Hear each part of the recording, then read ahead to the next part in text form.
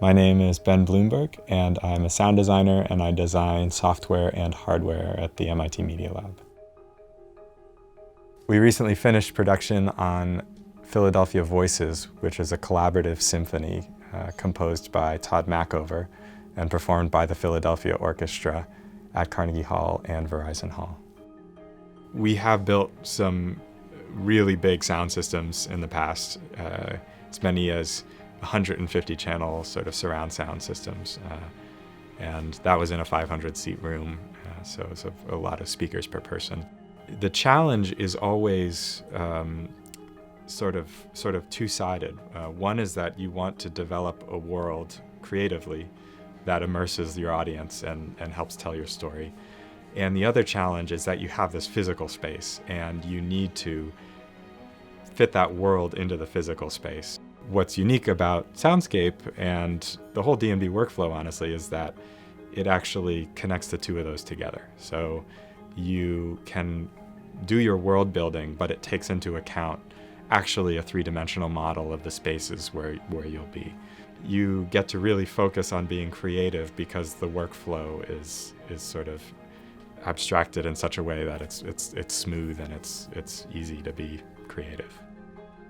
We started doing these crowdsourced symphonies. What we would do is collect all of these sounds, and we'd have to play back thousands and thousands of sounds all layered on top of each other in the concert hall.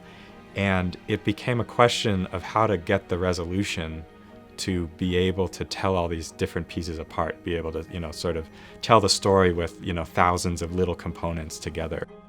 In general, when we do these pieces, especially because the rooms are so historic and work well for live orchestra, we try to let the orchestra, the sound of the orchestra, be what it is, and we fill in around the cracks with the PA system.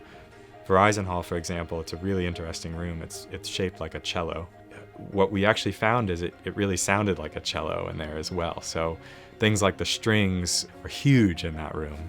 We have all these environmental field recordings, and we needed all that detail to come across. And so it was really about getting the system to throw to the back of the room. It's also a huge room. And Carnegie is almost the exact opposite.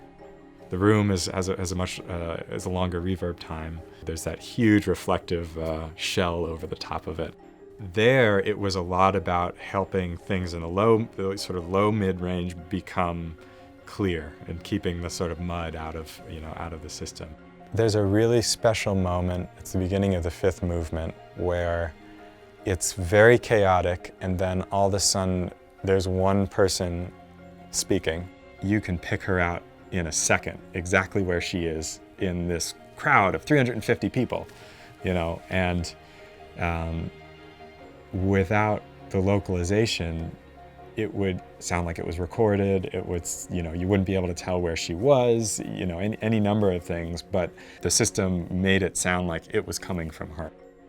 It really was incredible. And that just completely wouldn't have worked on a stereo system or on any other system.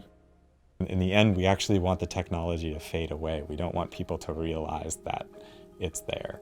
And it's really about finding the pieces that let that happen, both from the performance perspective, but also from the creativity perspective when you're putting a piece together. And I think that's really the most important thing.